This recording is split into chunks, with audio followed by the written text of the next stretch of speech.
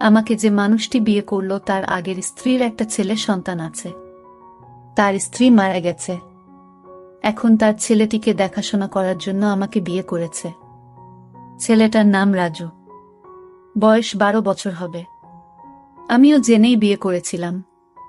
আমার স্বামী আমায় বিয়ে করেছিল তার কারণ তার ছেলে রাজুকে দেখাশোনা করার জন্য। কিন্তু রাজু ছেলেটি আমার দিকে খারাপ দৃষ্টিতে চেয়ে থাকত। আমি বুঝতে পারতাম সে আমার কাছে কি চায়।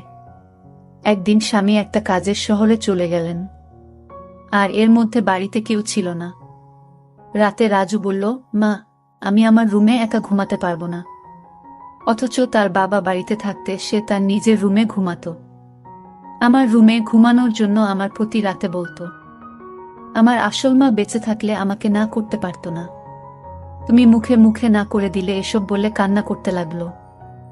আমি বলেছিলাম, এখন তুমি বড় হয়েছ, তোমার আলাদা রুমে ঘুমাতে যাওয়া উচিত। রাজু মাঝে মাঝে আবদার করত আমি যেন তাকে গোসল করিয়ে দেয়। একদিন তার কান্না দেখে এবং কেন আমার রুমে ঘুমাতে চায় এই বিষয়টা জানার জন্য আমি বললাম, ঠিক আছে, তুমি আজ আমার রুমে থাকবে। রাত যখন 3টা বাজে তখন রাজু আমার সাথে যা করেছিল তা শুনলে তোমাদের চোখ কপালে উঠে যাবে। তাহলে আসল ঘটনাটা বলি। তার আগে আপনারা যারা আমাদের এই ছোট্ট চ্যানেলটির নতুন দর্শক তারা চ্যানেলটি সাবস্ক্রাইব করে আমাদের সাথে থাকবেন। আজ আমার বিয়ে হয়েছে, বাকি সব নতুন বন্ধুর মতো। আমিও আমার বাসর ঘরে বসে আছি, কিন্তু আজ আমার মনে নেই কোনো সংকোচ, নেই কোনো স্বপ্ন, আর নেই নতুন সংসার সাজানোর ইচ্ছা। কারণ আজ প্রথমবার নয় যে আমি এভাবে নতুন বউ সেজে বসে আছি। এর আগেও ছিল এরকম একটি রাত যে কারো জন্য এভাবেই বসেছিলাম। আজ হয়তো সব একই রকম, শুধু মানুষটি বদলে গেছে। হঠাৎ দরজা থেকে কারো আসার আওয়াজ শুনলাম। সে আর কেউ নয়, আমার নতুন স্বামী শাহজাহান। আমি উঠে সালাম করলাম।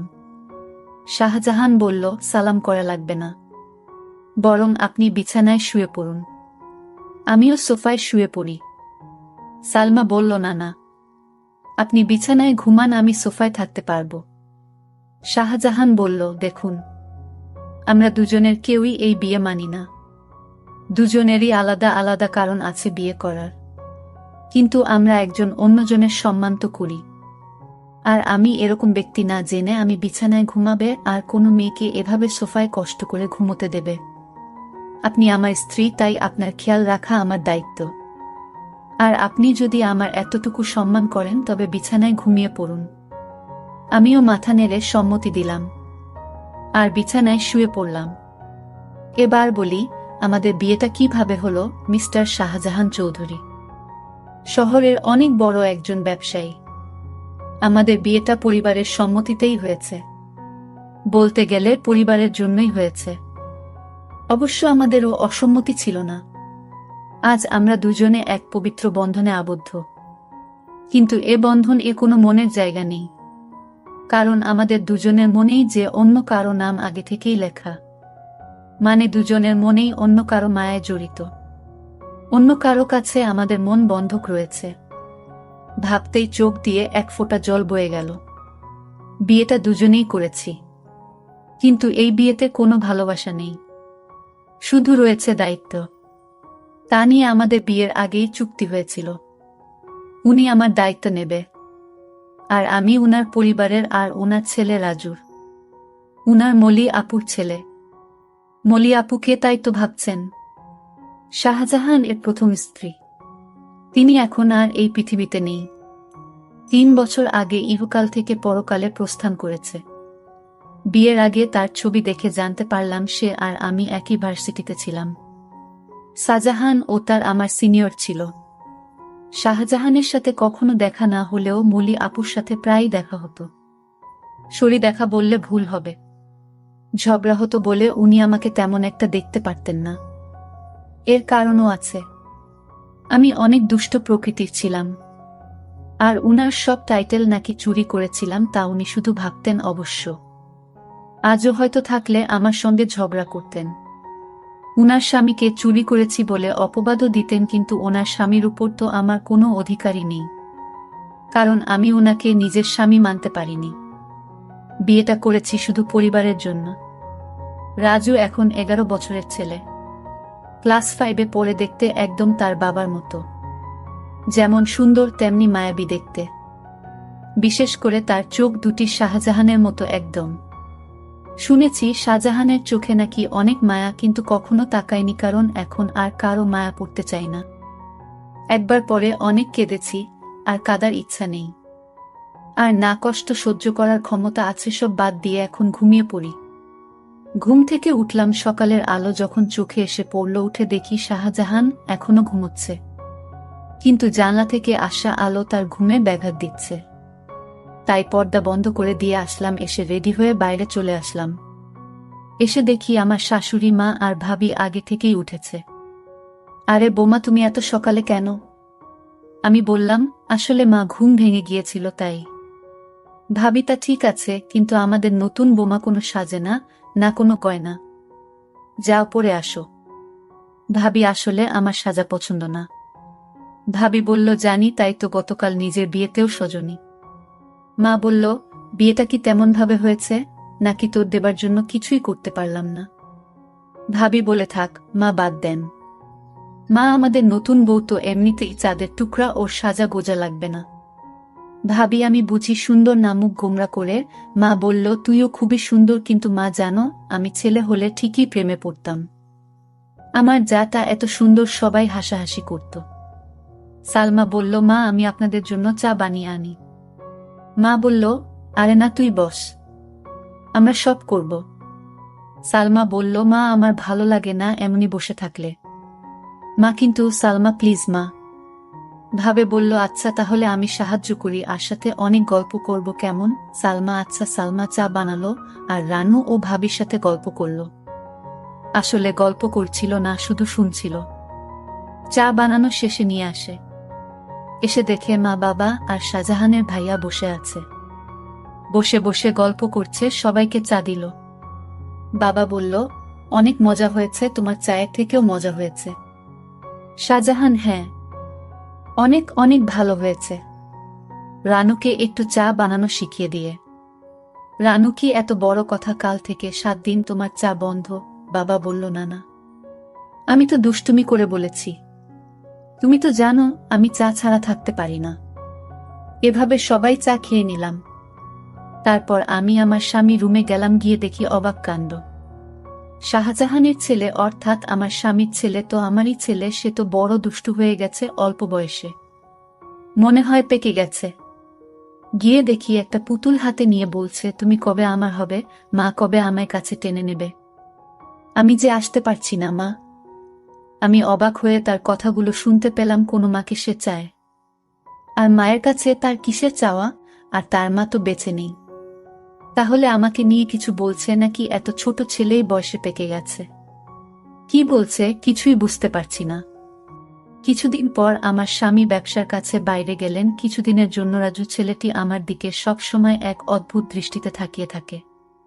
মনে হয় তার চোখের ভিতর হাজারো পিপাসা। আমি হঠাৎ জিজ্ঞেস করলাম, এই রাজু, তুমি এভাবে আমার দিকে তাকিয়ে কি দেখছো? আমি আপনার চেহারা দেখছি। আপনার চেহারায় এতটাই মায়া যে আপনার চেহারায় আমি একটা অদ্ভুত জিনিস দেখতে পাই। আমি তো তার কথা শুনে অবাক, এতটুকু বাচ্চা ছেলে এসব কি বলে? হঠাৎ আমাকে জিজ্ঞেস করে ফেলল, আচ্ছা মা, তুমি বাবাকে কেন বিয়ে করলেন? আমি বললাম, দেখো তুমি ছোট মানুষ, আর তাই তোমাকে দেখাশোনার জন্য তোমার বাবা আমাকে বিয়ে করেছে। রাজু ইদানিং দেখছি আমার দিকে অদ্ভুত দৃষ্টিতে তাকিয়ে থাকে। আমি যেখানে যাই সেখানে আমাকে ফলো করে। আমি গোসল করতে গেলাম। রাজু বলছে, মা অনেক দিন হলো আমার মা আমাকে গোসল করিয়ে দেয় না, আমাকে ভাত খাইয়ে দেয় না। মা, তুমি তো আমার মা, যেহেতু আমার আগে মা মারা গেছে। এখন আমার মা হিসেবে আমার আব্বু তোমাকে বিয়ে করে এনেছে মায়ের শূন্যতা পূরণ করার জন্য।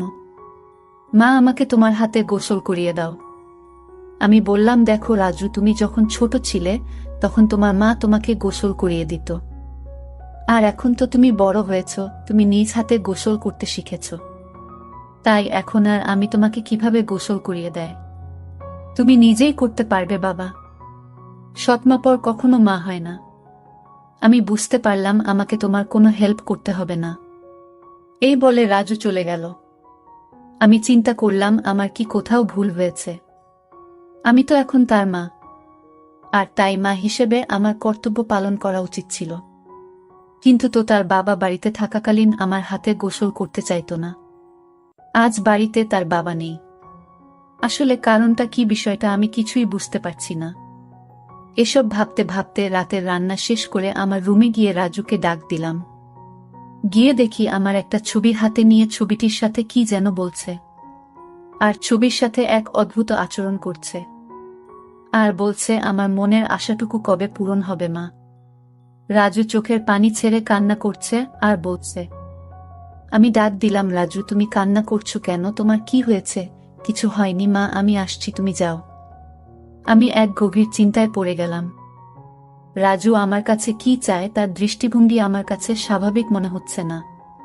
রাজু খেতে বসলো আর তার মাকে বলতে লাগলো, মা আজ রাতে আমি তোমার রুমে ঘুমাবো। আমার ওই রুমে একা একা ঘুমাতে ভয় লাগে। আমি বললাম, রাজু তুমি এখন বড় হয়েছ, তোমার ভয় পাবার কথা না, তুমি তোমার রুমে ঘুমাও, কিছু হবে না।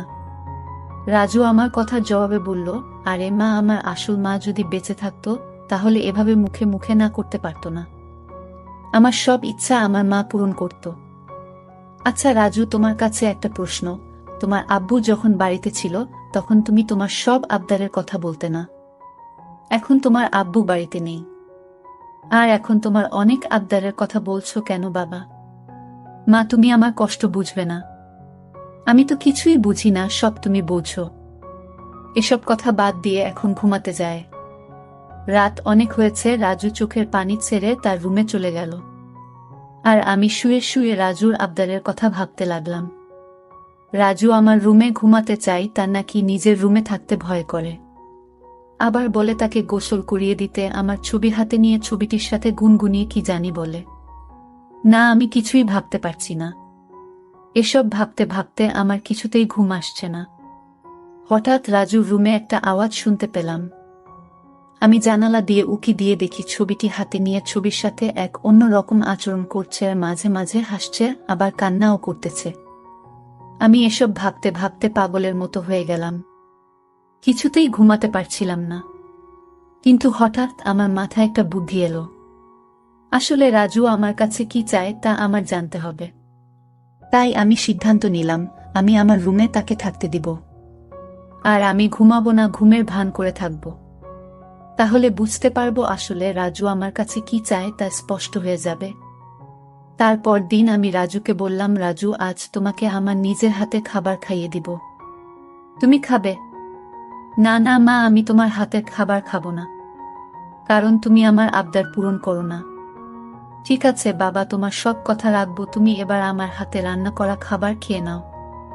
সত্যি বলছো মা? সত্যি, সত্যি। এবার রাজু খুশি হয়ে সে আমার হাতের খাবার খেলো। ঠিক আছে বাবা, তাহলে তোমার আজকে তোমার রুমে থাকতে হবে না, তুমি আমার রুমে ঘুমাবে।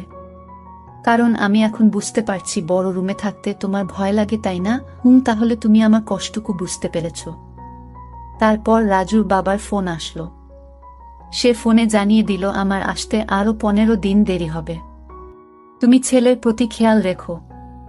আমি মনে মনে একটু খুশি হইলাম, কারণ যদি আমার স্বামী এসে পড়তো তাহলে রাজু আমার কাছে কি চায় তা হাতে নাতে ধরতে পারতাম না। ভালোই হলো। তারপর রাতের খাবার খেয়ে রাজুকে ডাক দিলাম, রাজু তুমি আমার রুমে আসো, আজ তুমি আমার রুমে ঘুমাবে। শুধু আজ নয়, যতদিন তোমার বাবা আসবে না ঠিক ততদিন পর্যন্ত, বুঝলে? লক্ষ্য করলাম রাজু অনেক খুশি হয়েছে। তারপর রাতে ডিনার করে আমি ঘুমের ভান করে শুয়ে রইলাম। এদিকে রাজু শুয়ে পড়ল। রাত যখন 3টা বাজে তখন দেখি রাজু ধীরে ধীরে বিছানা থেকে উঠে পড়ল। তারপর রাজু ভালো করে আমাকে দেখল আমি ঘুমিয়েছি কিনা। তারপর ধীরে ধীরে আমার কাপড়ের আঁচলটা বের করল, কারণ কাপড়ের আঁচলে আমার ঘরের আলমারির চাবি ছিল। আমি যেন আর না পাই, আর তাই সে ধীরে ধীরে চাবিটা আঁচল থেকে তার হাতে নিয়ে নিল। তারপর আলমারিতে থাকা তার মায়ের স্বর্ণের গহনা ছিল, আর আলমারিটা খুলে সকল স্বর্ণ অলংকার সে একটা শপিং ব্যাগে নিয়ে নিল।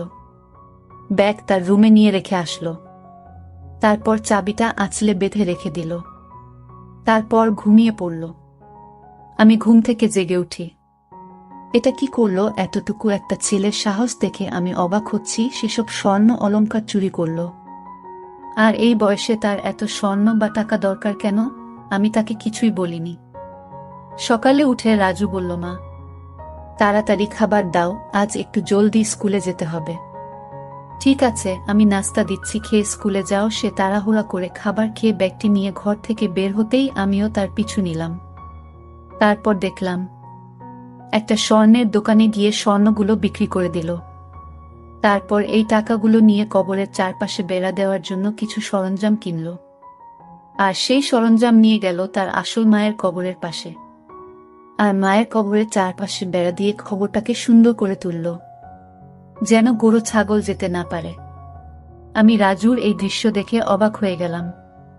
এতটুকু একটা ছেলে, মায়ের প্রতি ভালোবাসা, কিন্তু চুরি করে কেন করলো? পরে আমি রাজুকে বললাম, বাবা, আমি তোমার সব কার্যকলাপ দেখেছি। তুমি চুরি করলে কেন? মা, তুমি জানো এখন আমার মায়ের টাকা দিয়ে কিনা আমার বাবা আমার মাকে অনেক কষ্ট দিয়েছে, আর তাই আমি আমার মায়ের সম্পদ বিক্রি করে মাকে দিয়ে আসলাম। ভালো করেনি মা। বাহ রাজু, তোমার মতো সন্তান যদি প্রতিটি ঘরে ঘরে থাকতো তাহলে পৃথিবীটা অনেক সুন্দর হয়ে যেত। মায়ের প্রতি এমন ভালোবাসা দেখে আমি মুগ্ধ হলাম। সকল দর্শকদের উদ্দেশ্য করে বলতে চাই, যাদের মা বেঁচে আছে তারা খেয়াল রেখো, তাহলে দুনিয়া আখেরাতে শান্তি পাবে, সকল কাজে সফল হবে। আর হ্যাঁ, মা ছাড়া এই দুনিয়াতে আপন কেউ নেই। যার মা নেই তার এই দুনিয়াতে কেউ নেই। বন্ধুরা, আজকের গল্পটা কেমন লাগলো তা কমেন্ট করে জানাবেন। আর আপনারা কোন ধরনের গল্প পছন্দ করেন তাও কমেন্ট করে জানাবেন। সকলে ভালো থাকবেন, দেখা হবে নতুন কোনো ভিডিওতে। ভিডিওটি শেষ পর্যন্ত দেখার জন্য সবাইকে অসংখ্য অসংখ্য ধন্যবাদ।